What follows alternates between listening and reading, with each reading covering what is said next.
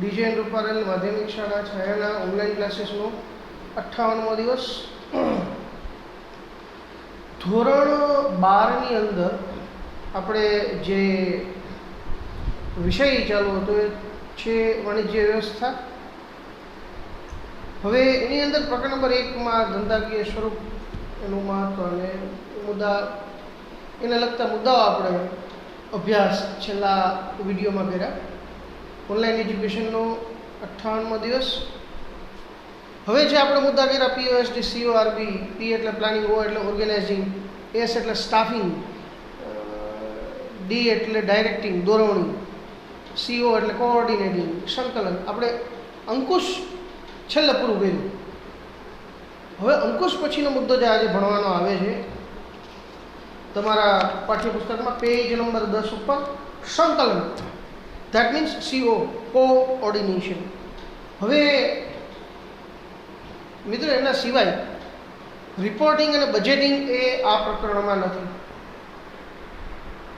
Luther ગ્યુલિકના આયોજનના આ 7 મુદ્દાઓ છે. આ 7 મુદ્દાઓમાં આ પ્રકરણની અંદર R અને B. R એટલે રિપોર્ટિંગ. હવે કંપની હોય તો રિપોર્ટિંગ હોવાનું જ છે. રિપોર્ટ કરવો, માહિતી આપવી કે ક્યાંથી ઉત્પાદન કરવું, કેટલું ઉત્પાદન કરવું, ક્યાં વેચાણ કરવું. આ રિપોર્ટિંગ એ બધા જ લેવલે થતું. એને બજેટિંગ એ અત્યારે આ પ્રકરણમાં અત્યારે ભણવા નથી. છેલ્લો મુદ્દો જે બાકી છે એ આવે છે સંકલન કરવું, એકબીજા વચ્ચે સંકલન. તો સંકલન જરૂરી છે. સંકલનને કારણે કોઈ કાર્ય બાકી રહેતું નથી કે કોઈ કાર્ય બેવડાતું નથી. બેવડાવવું એટલે ડબલ થવું. હવે એનો અર્થ તો કે ધંધાકીય એકમના જુદા જુદા વિભાગોમાં કર્મચારીઓ દ્વારા જે જુદા જુદા કાર્યો થાય, આ કાર્યો વચ્ચે એક સૂત્રતા જાળવવી અથવા તો સુમેળ કરવો, એ કાર્યને સંકલન તરીકે ઓળખવામાં આવે છે.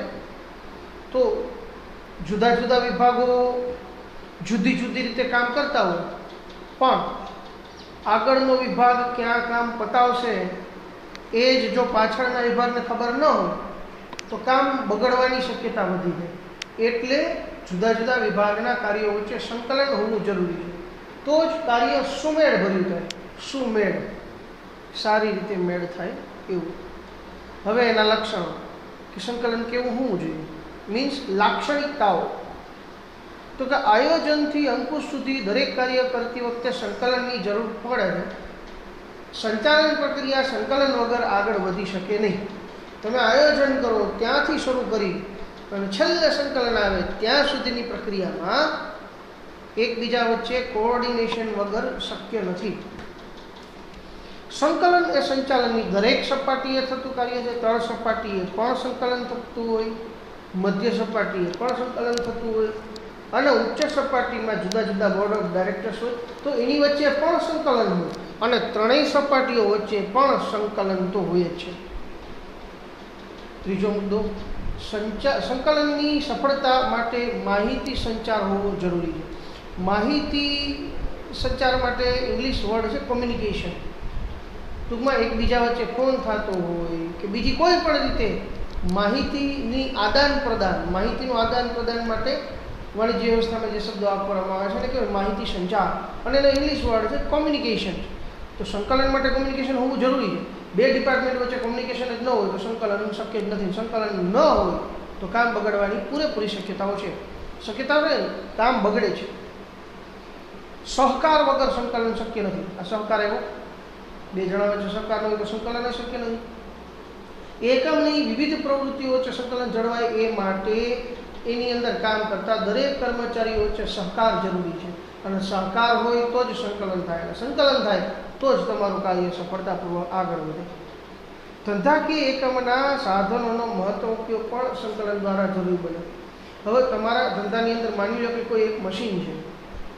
હવે આ મશીન જુદા જુદા ડિપાર્ટમેન્ટના બધા કર્મચારીઓ વાપરતા હોય, પણ આ મશીનનો મેક્સિમમ ઉપયોગ કેમ કરો? દાખલા તરીકે તમારું કારખાનું છે એ 3 શિફ્ટમાં ચાલે છે. સવારની શિફ્ટ, બપોરની શિફ્ટ, રાતની શિફ્ટ. તો મશીન છે એને તો કંઈ આરામની જરૂર નથી હોતી. તો ત્રણેય શિફ્ટની અંદર મશીન ચાલુ જ રહી, તો એનો મતલબ એવો થયો કે તમારી પાસે જે સાધન છે એનો મેક્સિમમ ઉપયોગ કરવો સંકલનમાં. અને છેલ્લો મુદ્દો, છેલ્લો લાક્ષણિકતાનો, સંકલનની લાક્ષણિકતાનો છેલ્લો મુદ્દો, સંચાલનના દરેક કાર્યમાં સંકલન સમાયેલું છે, એટલા માટે સંકલનને સંચાલનનો આત્મા કહે છે. આજે કોઈ પણ સંચાલક છે, દાખલા તરીકે તમને ઉદાહરણ આપું કે બાહુબલી મૂવીની અંદર અમરેન્દ્ર બાહુબલી અથવા તો એનો સંતાન તરીકે જે કયા હતા મહેન્દ્ર બાહુબલી, હવે એની પાસે સંચાલન કળા ખૂબ સારી હતી. પોતાના સૈનિકો વચ્ચે સંચાલન કરવું, બીજું સંકલન કરવું કે એક સૈનિકથી બીજા સૈનિક વચ્ચે વ્યવહાર કેવો રાખવો, બીજું બે ભાઈઓ પણ જ્યારે દુશ્મનને મારવા જાય ત્યારે એકબીજાને આંખના ઈશારે સમજી જતા, તો આ સંકલન છે. અને સંકલન વગર શક્ય નથી. બે જણા વચ્ચે સંકલન હોય તો જ તમે શ્રેષ્ઠ જીત મેળવી શકો. બેમાંથી એક પણ વ્યક્તિ કોઈ પણ રીતે આડો ચાલશે તો સંકલન તૂટે એટલે સંચાલન નિષ્ફળ જાય. હવે એનું મહત્વ, સંકલનથી સંચાલનના જુદા જુદા કાર્યો ખૂબ જ અસરકારક રીતે કામ કરે. સંચાલનના કયા કાર્યો અસરકારક રીતે કામ કરે? એક તો આયોજન. હવે તમારા બે ડિપાર્ટમેન્ટ વચ્ચે બોન્ડિંગ સારું હોય તો આયોજન મુજબ કાર્ય થાય. બીજું વ્યવસ્થા તંત્ર. બે ડિપાર્ટમેન્ટ સારી રીતે કામ કરે છે, એમાં કોઈ એક ડિપાર્ટમેન્ટનો એક કર્મચારી જુદી જુદી બાબતોમાં એક્સપર્ટ છે, તો બીજા વિભાગમાં એની સેવા લેવામાં આવે, ભાઈ હવે તારું ત્યાં કામ પતી જાય એટલે તું મારા વિભાગમાં આવીને મને મદદ કરજો. પછી દોરવણી અને અંકુશ. દોરવણી એટલે ડાયરેક્શન. કોઈ એક વ્યક્તિને કોઈ એક કામ ફાવે તો જુદા જુદા વિભાગમાં ફરી અને એ કામનું ગાઈડન્સ આપી દો, હવે કઈ રીતે કરવું. બાકી રહ્યું અંકુશ. હવે ઘણા વ્યક્તિઓ એવા છે કે અંકુશય કરે, મતલબ પોતાની નીચે કામ કરતા કર્મચારીઓને જરૂર પડે ત્યાં ઠપકો આપે અને જરૂર પડે ત્યાં આ વ્યક્તિને પ્રશંસા કરી, પીઠ થાબડી અને દુનિયાની વચ્ચેનું નામ પણ કરે. તો આવો વ્યક્તિ કે જે અંકુશ સારામાં સારી રીતે જાણતો હોય, એ બધી જ કળાઓ જાણતો હોય, ખીજાવાની કળા જાણતો હોય અને સમજાવવાની કળા પણ જાણતો હોય. બીજું મહત્ત્વ સંકલનનું. સંકલનને કારણે એકમના બધા જ કાર્યો સરળતાથી થઈ શકે. જે મુદ્દો આગળ પણ આવી ગયો, લક્ષણોમાં આવ્યો અને મહત્ત્વની અંદર પણ આવ્યો. સ્વાભાવિક છે, સંકલન હોય તો દરેક કાર્યો સરળતાથી થઈ જાય. એક ડિપાર્ટમેન્ટ એક કાર્ય જેમ અધૂરું મૂકે, બીજું ડિપાર્ટમેન્ટ ત્યાંથી એ શરૂ કરે. ત્રીજું, એકમનું કોઈ પણ કાર્ય કર્યા વગરનું રહી જતું નથી, બધા જ કાર્યો થઈ જશે. ચોથું, સંકલનથી એકમના જુદા જુદા વિભાગોમાં એકબીજા વચ્ચે બોલવાનો વ્યવહાર, જેને વાણિજ્ય વ્યવસ્થાની ભાષામાં સંવાદિતા જળવાય. એકબીજા વચ્ચે સંવાદિતા ન હોય તો કામ થવાનું નથી. પછી કાર્ય બેવડાતું નથી. ફોર એક્ઝામ્પલ, તમે લોકો ધોરણ 10 પાસ કરીને આવેલ છો, તો ધોરણ 10ની અંદર પેપર કઈ રીતે ચેક થતા હોય? તો કે ભાઈ તમારા પેપરની અંદર 5 પ્રશ્નો છે, તો 5 અલગ અલગ બેન્ચમાં 5 અલગ અલગ ટીચરો બેઠા હોય. દરેક ટીચરને એક એક પ્રશ્ન સોંપી દીધો હોય કે તમારે પેપરમાંથી પ્રશ્ન નંબર 1 બીજી બેન્ચમાં બેઠા એને પ્રશ્ન નંબર 2, ત્રીજી બેન્ચમાં બેઠા એને પ્રશ્ન નંબર 3. એને કારણે થાય શું કે કોઈ પણ પ્રશ્ન ચેક કરવાનો બાકી રહેતો નથી. કાર્ય બેવડાય પણ નહીં, ઇઝીલી થાય, એની કુશળતા આવે અને પહેલી, બીજી, ત્રીજી, ચોથી, પાંચેય બેન્ચો વચ્ચેના શિક્ષકો વચ્ચે બોલવાના સંબંધો સારો હોય ને તો પેપર ચેક કરવાની અંદર કોઈ પણ પ્રકારની ભૂલ થવાની પણ શક્યતા ન રહે. એકમના વિવિધ વિભાગોના કાર્યોને એના ક્રમ અને સમય મુજબ સમતુલા જાળવવાનું કાર્ય સંકલનને જે શક્ય બને. હવે કોઈ એકમ માની લો કે પાપડ બનાવતું હોય, એમાં જુદા જુદા વિભાગો હોય, તો એક વિભાગ છે એ કાચા લોટમાંથી પાપડ બનાવે છે, બીજો વિભાગ એ પાપડને કોઈ પણ રીતે સૂકવવાના છે. હવે બીજા વિભાગની ત્રીજા વિભાગ વચ્ચે સંકલન ન હોય તો શક્ય શું બને કે ભીના પાપડ પેક થઈ જાય એટલે તમારી પ્રોડક્ટ બગડી જાય. એનો મતલબ ક્રમ અને સમયની સમતુલા જાળવવાનું પણ સંચાલન વડે જ શક્ય બને છે. અને છેલ્લું મહત્ત્વ, સંકલનને લીધે તમારા એકમે એટલે કે તમારી કંપનીએ નક્કી કરેલા હેતુઓને બહુ સારી રીતે સિદ્ધ કરી શકાય. હવે જે આજે ભણવાના મુદ્દા આવશે, જુઓ બોર્ડ ઉપર, સંચાલનના કાર્ય વિસ્તાર, એનો મતલબ એરિયા ઓફ મેનેજમેન્ટ. તમે તમારી કંપનીનું સંચાલન કરો છો તો એ કયા એરિયામાં, મીન્સ કઈ દ્રષ્ટિએ તમે કંપનીની સંચાલનના કાર્યો કરશો? તો જો એમાં 4 મુદ્દા છે. માર્કેટિંગ એ પણ તમારા સંચાલનમાં આવે છે. વર્કિંગ એરિયા, તમે કોઈ કંપનીમાં છો, તમારે કામ શું કરવાનું, તમારો વર્કિંગ એરિયા શું? 4, માર્કેટિંગ, બીજું માનવ સંસાધન અને સંચાલન. ભારતમાં એક આવો વિભાગ હતો જે 5-6 દિવસ પહેલાં, એટલે કે જુલાઈ મહિનાના અંતમાં માનવ સંસાધન અને સંચાલન HRD વિભાગ હતો, એ હવેથી શિક્ષા વિભાગ થયો છે. તો સંચાલનના કાર્યમાં પહેલું કાર્ય માર્કેટિંગ, બીજું માનવ સંસાધન અને સંચાલન, ત્રીજું નાણાકીય અને ચોથું ઉત્પાદન. 4 પ્રકારનું સંચાલન કરવાનું હોય કોઈ પણ કંપનીના ઉપલા લેવલે. 4 પ્રકારના સંચાલન. એમાંથી પહેલું માર્કેટિંગ સંચાલન કેને કહેવાય? તો માર્કેટિંગ કેને કહેવાય લગભગ મારે કહેવાની જરૂર જ નથી. માર્કેટિંગથી બધા લોકો થોડા ઘણા અંશે જાગૃત હોય. દરેક વ્યક્તિ પોતે પણ પોતાનું માર્કેટિંગ કરતો જ હોય. દરેક વ્યક્તિ, મોટાભાગના વ્યક્તિઓ ફેસબુક વાપરતા હોય, તો ફેસબુકમાં કોઈ પણ પોસ્ટ મૂકવી એનો મતલબ શું છે? તમે માર્કેટિંગ કરો છો. કોઈ તહેવાર ઉજવો છો તો ફેસબુક ઉપર પોસ્ટ મૂકો. સાંજે સારું જમવાનું બને છે તો ફોટો પાડીને પોસ્ટ મૂકો છો. આ એક પ્રકારનું માર્કેટિંગ છે. તો માલ કે સેવાને ઉત્પાદક પાસેથી ગ્રાહક સુધી પહોંચાડવાની પ્રક્રિયાને માર્કેટિંગ કહે છે. ગુજરાતીમાં એને બજારીય સંચાલન. બજાર સંચાલનમાં વસ્તુ કે નાણાંના વિનિમય ઉપરાંત, તમે વસ્તુ તો વિનિમય કરવાના જ છો, તમે જે વસ્તુનું પ્રોડક્શન કરો છો એને વેચશો ને એના બદલામાં તમે નાણાં મેળવો છો. એ સિવાય બીજું શું કરવાનું આવે? તો જોવા જેવો મુદ્દો છે. પહેલું આવે છે બજાર સંશોધન. બજાર સંશોધન એટલે બજારમાં પબ્લિકને કઈ વસ્તુ જોઈએ છે એને બજાર સંશોધન કહેવાય. બીજું વિતરણ વ્યવસ્થા. પબ્લિકને કઈ વસ્તુ જોઈએ છે તમે એ પ્રમાણે વસ્તુનું ઉત્પાદન કરી દો છો, પછી એનું ડિસ્ટ્રીબ્યુશન ક્યાં અને કેવી રીતે કરવું. દાખલા તરીકે કોરોનાની બીમારી માર્ચ મહિનામાં શરૂ થઈ. શરૂ તો વહેલી થઈ ગઈ હતી, પણ એનો ફેલાવો માર્ચ મહિનાથી ભારતમાં શરૂ થયો. તો માસ્કનું ઉત્પાદન શરૂ થયું. હવે લોકોની ઈચ્છા કે જરૂરિયાત શું હતી એ જાણી લીધું અને એ પ્રમાણે માસ્કનું ઉત્પાદન શરૂ કર્યું. હવે આ માસ્કને માર્કેટમાં મૂકવું તો કઈ જગ્યા એવી છે જ્યાં લોકો મેક્સિમમ જતા હોય? તો સરકારશ્રી દ્વારા આવી જે જગ્યા પસંદ કરવામાં આવી એ દૂધ કેન્દ્ર, જ્યાં સરળતાથી ઓછી કિંમતે માસ્ક મળે એવી વ્યવસ્થા સરકારે ગોઠવેલી છે. આને કહેવાય વિતરણ વ્યવસ્થા. ત્રીજું વેચાણ વૃદ્ધિ. મેક્સિમમ વેચાણ થાય એના માટે શું કરવું? તો કે ભાઈ તમારે એના માટે એડવર્ટાઇઝમેન્ટ આપવાની. પછી એનો સંગ્રહ. વધુને વધુ વેચાણ થતું જાય. ઉપરથી માલ વારંવાર આવે એની જગ્યાએ એક જ વખત મેક્સિમમ માલ મંગાવે અને કોઈ એક જગ્યાએ સંગ્રહ. પછી વીમો. સંગ્રહ કર્યો છે તો એને નુકસાન ન જાય એટલા માટે વીમો ઉતારવો જરૂરી છે. આ બધી બાબતોનો સમાવેશ માર્કેટિંગમાં થાય. બજાર સંચાલન એક એવી પ્રક્રિયા છે કે જેના દ્વારા ગ્રાહકની જરૂરિયાત નક્કી કરવામાં આવે છે. હમણાં જ આપણે ચર્ચા કરી કે ગ્રાહકની જરૂરિયાત શું છે, એ બજાર સંશોધનમાં આવ્યું. પછી એ જરૂરિયાતને માલ ઉત્પાદન તરીકે ફાળવવામાં આવે. પછી એ માલને ગ્રાહક કે વાપરનાર સુધી લઈ જવામાં આવે અને પછી એ ગ્રાહક પોતાની વિભાગની જરૂરિયાત સંતોષાઈ જાય અને પછી એ જરૂરિયાત સંતોષાય એના માટે ઉત્પાદન કરવા માટે વ્યવસ્થા તંત્ર પોતાની પાસે જે સાધનો છે, જે વાહનો છે, જે યંત્રો છે એનો ઇષ્ટતમ ઉપયોગ કરે. ઇષ્ટતમ ઉપયોગ એટલે મેક્સિમમ યુઝ. માસ્ક બનાવવા માટે તમારે કોઈ પણ મશીન વાપરવાનું તો એ મશીન 24/24 કલાક ચાલુ રહીએ, there is no problem. Machine છે તો એનો મેક્સિમમ યુઝ. તો અને પછી નફો. તો સ્વાભાવિક છે કોઈ પણ એકમ એટલે કે કંપની વધુમાં વધુ નફો મળે એવી ઈચ્છા રાખે, એના માટે મેક્સિમમ ઉત્પાદન કરે. ને મેક્સિમમ ઉત્પાદનથી શું થાય? વસ્તુની પડતર કિંમત નીચી જાય. ફરી પાછું તમે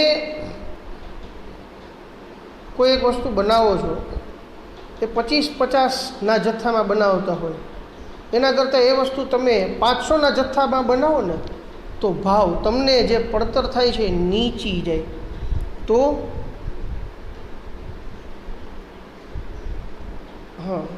તો મૂળ મુદ્દો એ છે કે નફાકારકતા માટે ઉદ્ભવ બિંદુ વસ્તુ કે સેવાની માંગ, એના માટે વિતરણ, કિંમત, વેચાણ, અભિવૃદ્ધિ, પેકેજિંગ, આ બધા મુદ્દા એવા છે કે જેમાં મેક્સિમમ માત્રામાં તમારે વસ્તુઓ જોઈએ અને જેટલી વસ્તુઓ તમે વધુ ખરીદશો વધુ ઉત્પાદન કરશો એટલી પડતર કિંમત નીચી જાય અને એટલો તમારો નફો વધે. હવે માર્કેટિંગમાં કાર્યો ક્યાં કરવાના હોય? એક તો પેદાશ ઉત્પાદન, તો કે નવી પેદાશના ઉત્પાદન કે વિકાસના નિર્ણયમાં એ પેદાશનો રૂપ કેવું છે, એનો રંગ કેવો રાખવો, એનો કદ કેવું રાખવું, આકાર કેવો રાખવો, વસ્તુનું વજન કેવું રાખવું, વસ્તુની માથે છાપ શું મૂકવી, પેકિંગ કેવું કરવું, એ પેકિંગની પાછળ ખર્ચ કેટલો કરી શકો, પછી એને વેચાણ કરવા માટે તમે કઈ કઈ પદ્ધતિઓ અપનાવી શકો. આ બધી જ વસ્તુ સંચાલનના માર્કેટિંગ કાર્યની અંદર પેદાશમાં આવે. બીજું કિંમત, તો કે ઉપરની બધી જ બાબતોની ચર્ચા કરો છો કે એનું વજન કેટલું, એનો આકાર કેટલો, એનો કદ કેટલો, એના માટે તમારે જે કંઈ વસ્તુઓ બનાવવી પડે તો એના માટે એની કિંમતો તમારે જોવી પડે. કે તમારે સારામાં સારું પેકિંગ રાખવું તો સારામાં સારું કિંમતે તમને ઉત્પાદન પડતી હોય. તો વર્તમાન ગ્રાહકો યોગ્ય ગુણવત્તાવાળી વસ્તુ વ્યાજબી કિંમતે મળે એવી અપેક્ષા રાખતા હોય તો કિંમત નક્કી કરતી વખતે કંપનીએ ખૂબ ધ્યાન રાખવાનું હોય. તો કિંમત નક્કી કરતી વખતે વેચાણ નીતિ, બીજું શાખ એટલે માર્કેટિંગમાં ઉધાર ખરીદ વેચાણને શાખ નીતિ કહેવાય.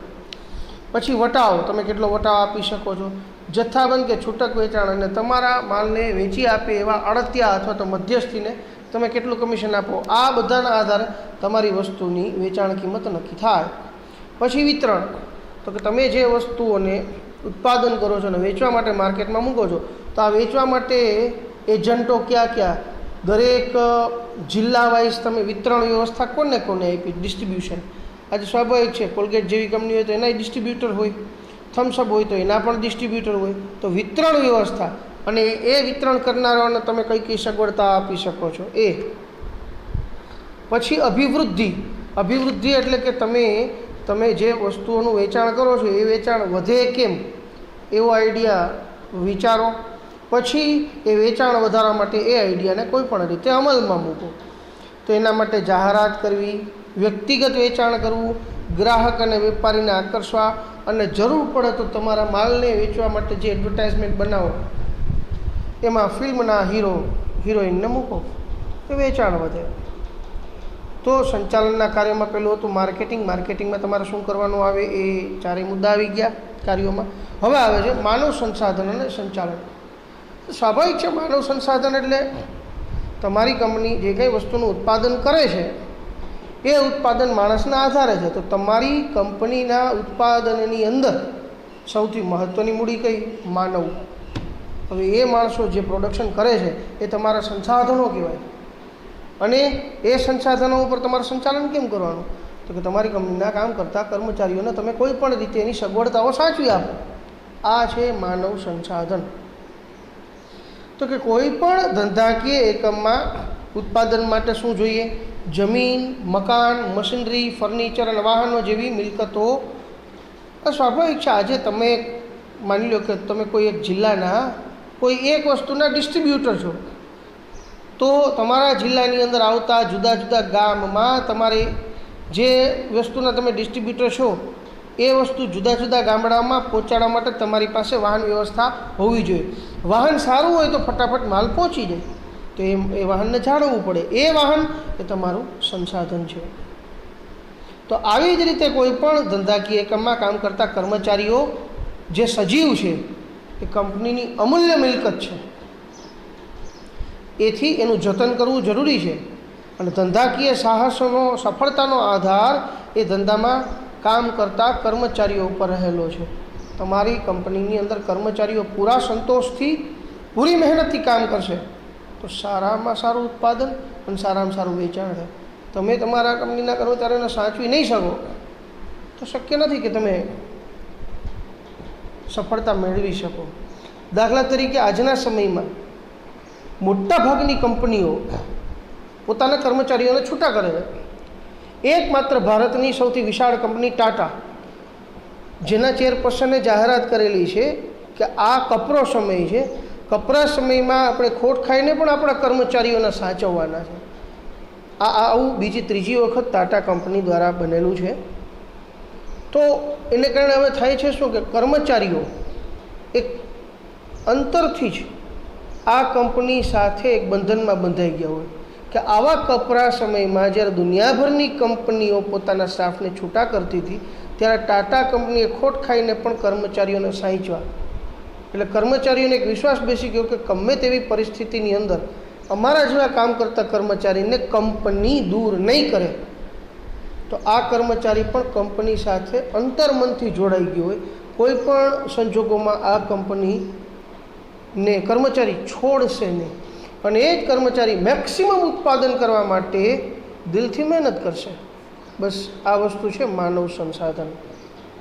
તો કર્મચારીઓની જરૂરિયાતને સંતોષવામાં આવે, કર્મચારીઓને કામ માટે યોગ્ય વાતાવરણ પૂરું પાડવામાં આવે, એની કાળજી લેવામાં આવે તો તમારા ધંધાકીય ઉદ્દેશો સરળતાથી અને સફળતાપૂર્વક સિદ્ધ કરી શકાય. અને આ પ્રકારની માવજતને કારણે કંપનીમાં કામ કરતા કર્મચારીઓનો જુસ્સો, વફાદારી અને ગ્રુપિઝમ જૂથ ભાવના એ મજબૂત બને અને એને કારણે કામ કરતા કર્મચારીઓની કાર્યક્ષમતામાં વધારો કરી શકાય. હવે એનો અર્થ તો કે માનવ સંસાધન સંચાલન એટલે કે ધંધાકીય એકમમાં કામ કરતા કર્મચારીઓનું કૌશલ્ય, આવડત, કુશળતા, જ્ઞાન, વૃદ્ધિ, ગમો અણગમો, વ્યક્તિગત વિકાસ અને જરૂરિયાત આ બધી બાબતોને ધ્યાનમાં લઈ કંપની પોતાના ઉદ્દેશો સાથે એને જોડી ધંધાની સફળતા અને નફાકારકતાના માર્ગે લઈ જાય. આ પ્રક્રિયા એટલે માનવ સંસાધન. હવે એના લક્ષણો. તમારી કંપનીમાં કામ કરતા કર્મચારીઓને માનવ સંસાધન કઈ રીતે તમે કઈ દ્રષ્ટિએ જોવો છો? નંબર 1, માનવ સંસાધન સંચાલનમાં કર્મચારીની ભરતી કરવામાં આવે, તાલીમ આપવામાં આવે, બઢતી આપવામાં આવે અને જરૂર પડે તો દોરવણી પણ આપવામાં આવે. નંબર 2, કર્મચારીઓના ધ્યેયને કંપનીના ધ્યેયની સાથે જોડી અને આગળ વધારો. કર્મચારીનું ધ્યેય પૈસા મેળવવાનું છે તો દોરવણી આપનાર વ્યક્તિ એને કહેવાનું કે તને ક્યારે વધુ પૈસા મળે, જ્યારે કંપનીને વધુ પૈસા મળે. તો એ કર્મચારી કંપની માટે જ મહેનત કરશે. જ્યાં કંપનીને પૈસા મળે એટલે એને પૈસા મળે. તો કર્મચારીના ધ્યેયને કંપનીના ધ્યેયની અંદર જ ઇન્ક્લુડ કરી દો તો કંપનીની સફળતા એ કર્મચારીની સફળતા છે એવું એને ફીલ કરાવવાનું. ત્રીજું, માનવ સંસાધન સંચાલનનું મૂળભૂત કાર્ય કર્મચારીને એક અમૂલ્ય મિલકત સમજી, સ્વાભાવિક છે ને, કંપનીનો કર્મચારી એ કંપનીની અમૂલ્ય મિલકત છે અને સમજીને જ એને સાચવવામાં આવે તો તમારે કંપનીના કર્મચારીની કાર્યક્ષમતામાં વધારો કરી શકાય. બીજું, કર્મચારીને યોગ્ય તાલીમ આપી તેના વિકાસ માટે પણ યોગ્ય કાર્યવાહી કરવામાં આવે. વર્ષ 2 વર્ષના અંતે કંપનીના કર્મચારીઓને ડિજિટલ તાલીમ આપવામાં આવે, નવીનીકરણની તાલીમ આપવામાં આવે. એને કારણે કંપનીનો કર્મચારી છે એ અપડેટ થાય. બીજું, એની કામગીરીનું મૂલ્યાંકન કરી અને એનું સ્થાન નિશ્ચિત કરવું. હવે કોઈ વ્યક્તિ દિલથી કામ કરે છે, સખત મહેનત કરે છે, ઓબ્ઝર્વિંગ પાવર સારો છે તો એ વ્યક્તિને કર્મચારીમાંથી સુપરવાઇઝરની પોસ્ટ ઉપર, ટૂંકમાં એની આવડતના જ્ઞાન, એની કળાના આધારે એને ધીમે ધીમે પોસ્ટ આપતા જાઓ. તો બીજું, આને કારણે કર્મચારી ફેરબદલીનો દર ઘટાડી શકાય અને કુશળ કર. હવે કંપનીના કર્મચારીઓ તો જ્યાં વધુ પગાર મળે એ કંપનીમાં જાય, પણ જો કોઈ કર્મચારી કુશળ હોય તો વધુ નાણાં આપીને તમારી કંપનીની અંદર એને સાચવી રાખો. આ ઉત્તમ વ્યવસ્થા છે. સારામાં સારા કર્મચારીઓને ઊંચામાં ઊંચા ભાવે રાખવા એ મૂળ હેતુ છે. માનવ સંસાધન સંચાલનમાં કર્મચારીને યોગ્ય વાતાવરણ પૂરું કરવામાં આવે. એને કારણે યોગ્ય વાતાવરણ એટલે જરૂર પડે ત્યાં એને નાસ્તાની, પાણીની, ચાની સગવડતા, આરામની સગવડતા, બહુ ગરમી ન થાય એવી સગવડતા, કામ જ્યાં કરે છે એ જગ્યાએ તકલીફ ન પડે એવી સગવડતા. એને કારણે કર્મચારીના જુસ્સા અને કાર્યક્ષમતામાં વધારો થાય, કંપનીનું મૂલ્ય જળવાય અને ધ્યેય સિદ્ધિ સરળતાથી કરી શકાય. તો આ હતા આના લક્ષણો માનવ સંસાધન અને સંચાલન. કેવા લક્ષણો હોવા જોઈએ અને હવે એનું મહત્ત્વ શું? તો કે એને કારણે કંપનીની કાર્યક્ષમતામાં વધારો થાય એ મુદ્દો આવી ગયો. એક, હવે એની કાર્યક્ષમતા વધે એટલે કંપનીની નફાકારકતા વધે, નફાકારકતા વધે એની કંપનીની બ્રાન્ડ વેલ્યુ વધે, બ્રાન્ડ વેલ્યુ એટલે પ્રતિષ્ઠા. એને કારણે કંપનીની ગુણવત્તાના ધોરણો ઊંચા જાય, કંપની સારામાં સારી ગુણવત્તાવાળી વસ્તુઓ આપે. પછી માનવ સંસાધન સંચાલનથી કર્મચારીઓમાં ગ્રુપિઝમ, જૂથ ભાવનાનો વિકાસ થાય. બીજું, તમે જે કંઈ ઉત્પાદનના સાધનો તમારી પાસે મશીનરી છે એનો મેક્સિમમ ઉપયોગ કરી શકો, ફેરબદલી ઘટાડી શકો, કર્મચારી એક જગ્યાએથી બીજી જગ્યાએ ફેરબદલી ન થાય, કર્મચારીના સંતોષમાં વધારો થાય અને એને કારણે એક સારું તંદુરસ્ત વાતાવરણ ઊભું થાય જે વધુ ઉત્પાદનમાં પાડવા. હવે સંચાલનનો ત્રીજો મુદ્દો, માનવ સંસાધન પછીનો નાણાકીય સંચાલન. નાણાકીય સંચાલન એટલે તો કે તમારી કંપનીને રૂપિયા ક્યાંથી મળશે અને રૂપિયા ક્યાં ખર્ચવા પડશે. આ બે બાબત. કંપનીમાં હજારો કર્મચારી કામ કરે છે, તેને પગાર આપવાનો, ટેક્સ ચૂકવવાનું, અન્ય ખર્ચા, એ ખર્ચા અને ક્યાંથી રૂપિયા મળશે, આ બે વચ્ચેનું આયોજન એટલે નાણાકીય સંચાલન. તો કે ધંધામાં નાણું એ રક્ત સમાન છે. નાણાં વગર કોઈ પણ પ્રવૃત્તિ શક્ય નથી. એટલે ધંધાની સ્થાપના, એનો વિકાસ, એનું વિસ્તરણ અને આધુનિકીકરણ બધા જ મુદ્દા માટે નાણાંની જરૂર પડે છે. તો નાણાકીય સંચાલનનો અર્થ શું? તો કે નાણાં એટલે કે નાણાં મેળવવાનું, નાણાંનો ઉપયોગ કરવાનું, આવક મેળવવાનું, ખર્ચ કરવાનું, આ બધા કાર્યો ધ્યેયપૂર્ણ અને કાર્યક્ષમ રીતે હોવા જોઈએ. આ નાણાકીય સંચાલનનો મુખ્ય હેતુ. ફરી પાછું, નાણાં કેવી રીતે મેળવવા, કેવી રીતે એનો ઉપયોગ કરવો, એટલે આવક અને જાવક બે આવી ગઈ. બીજું, આવકમાં ફાળવણી, કે તમને જે આવક થાય છે કેટલા કેટલા વિભાગોમાં કોને કોને નાણાં ફાળવવા, અને ધ્યેયપૂર્ણ કાર્ય સિદ્ધ કરવા માટે નાણાંને કેવી રીતે ફાળવવા, આ બાબત એટલે નાણાકીય ફાળવણી, નાણાકીય સંચાલન. હવે એમાં કયા કાર્યોનો સમાવેશ થાય? તો કે નાણાંની જરૂરિયાતને અંદાજ લગાડવો, કે આ વર્ષે નાણાંની જરૂરિયાત કેટલી હશે, એ અંદાજ લગાડીને એ પ્રમાણે જ નાણાં તમને મળશે. પછી સમયની દૃષ્ટિએ નાણાંનું આયોજન કરવું, કે આટલા સમયમાં આટલા નાણાં ખર્ચાય તો એનાથી ડબલ સમય લઈને ઓછા નાણાં ખર્ચીને કામ કરી શકાય. પછી એનું બજેટ બનાવવું. બજેટ વગર તો શક્ય જ નથી તમે કોઈ પણ કંપની ચલાવી શકો. પછી તમને જે આવક થાય એ તમારા કર્મચારીઓ વચ્ચે ફાળવો, કારણ કે આવક કર્મચારીને લીધે જ થાય. તો કંપનીને નફો થાય તો આ નફો વર્ષમાં એક વખત કર્મચારીઓને બોનસ સ્વરૂપે આપવામાં આવે.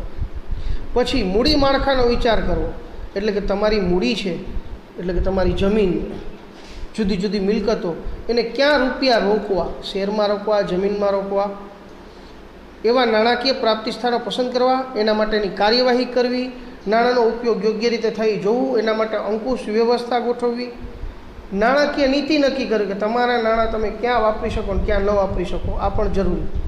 કરવેરાનું આયોજન, કે તમારા કરવેરા કેવી રીતે, કરવેરા તો ચૂકવવા જ પડે કોઈ પણ દેશમાં.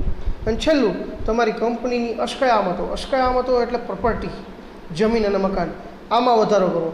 જરૂર પડે ત્યારે જમીન મકાન વેચીને ધંધો ચલાવી શકાય. અને છેલ્લું સંચાલન પ્રક્રિયાનો મુદ્દો છે ઉત્પાદન સંચાલન, એટલે કે તમારે કેવી રીતે ઉત્પાદન કરવું, કાચો માલ સામાન ક્યાંથી મેળવવો કે જેથી ઓછા ભાવે તમને મળી જાય.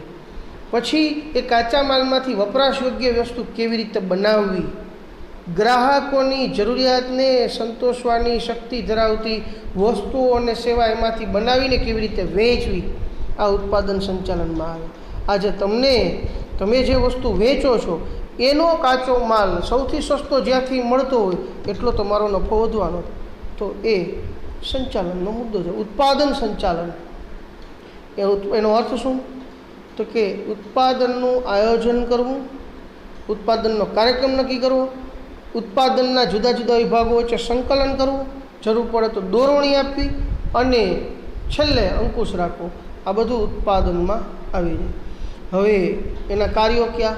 તો કે તમારું ઉત્પાદન કેવી રીતે કરવાનું આયોજન કરવું, ઉત્પાદન કરવા માટે કાચો માલ ક્યાંથી મેળવવો એ આયોજન કરવું, એ જે માલ મળે છે એનું સંશોધન કરવું કે સારી ક્વોલિટીનો છે કે નબળી ક્વોલિટીનો છે. પછી વસ્તુ વિકાસ અને પેદાશ મિશ્રણની પસંદગી કરવી, કે તમે કઈ ક્વોલિટીની બીજી વસ્તુઓ બનાવી શકો બીજા કરતાં સારી, એ પસંદગી. પછી એના માટે તો કે જુદી જુદી ટેકનોલોજી અને જુદા જુદા યંત્રોની પસંદગી કરવી. પછી ધંધાના સ્થાનની પસંદગી તેમજ વિન્યાસનો નિર્ણય કરવો, કે તમે કોઈ પણ ધંધો આજે રસ્તાની નજીક હોય એ રીતે પસંદ કરો. હાઈવેની નજીક આવતો હોય ને એટલો તમને માલ સસ્તો પડે. બીજું, તમે કોઈ વસ્તુ વિદેશમાં વેચતા હોય તો તમારો ધંધો દરિયા કિનારાથી નજીક હોય એ ઈચ્છનીય છે. પછી માલ સામગ્રી તેમજ ઉત્પાદન માટે જરૂરિયાતોનો અંદાજ મેળવો કે તમને જરૂરિયાત કેટલી રહેશે ને ક્યાંથી રહેશે. પછી તમે જે કંઈ ચીજ વસ્તુનું ઉત્પાદન કરો છો એને વધી ન જાય એ ધ્યાન રાખો. જરૂર પડે તો એનો અંકુશ કરો, ઉત્પાદન ઓછું કરવું. કારણ કે જો માર્કેટમાં વસ્તુ વધી જાય ને તો ભાવ ડાઉન જાય, એટલે જરૂર પડે ને તો ઉત્પાદન ઓછું કરી નાખવાનું, એટલે ભાવ કાબૂમાં રહે. પછી એની ગુણવત્તા જાળવી રાખવી, એ તો સૌથી વધારે જરૂરી છે. પછી તમને થતો ખર્ચ અને પડતર ઉપર અંકુશ રાખવો અને એનું વેચાણ વધે એવા પ્રયત્નો કરવા. બીજું, તમે જે વસ્તુનું ઉત્પાદન કરો છો એમાં વૈવિધ્યકરણ, એટલે કે આજે મોબાઈલ જેવી કંપની છે તો એ દર મહિને કંઈક નવા મોબાઈલ બહાર પાડે, એ વૈવિધ્યકરણ. અને સરળીકરણ, એટલે કે વાપરવામાં સરળ પડે એવી વસ્તુઓ બનાવી. આ છે ઉત્પાદન પ્રક્રિયા. તો મિત્રો, હવે આજે પ્રકરણ નંબર 1 પૂરું થાય છે. તમારે પ્રકરણને અંતે સાર આપેલ છે. 12 પેજનું આખું પ્રકરણ છે, એને 3 પેજની અંદર આખા પ્રકરણનો સારાંશ આપી દીધો છે. એને એક વખત શાંતિથી વાંચી જુઓ. હવે પછીથી આપણે બીજો વિષય અથવા તો બીજું પ્રકરણ શરૂ કરીશું.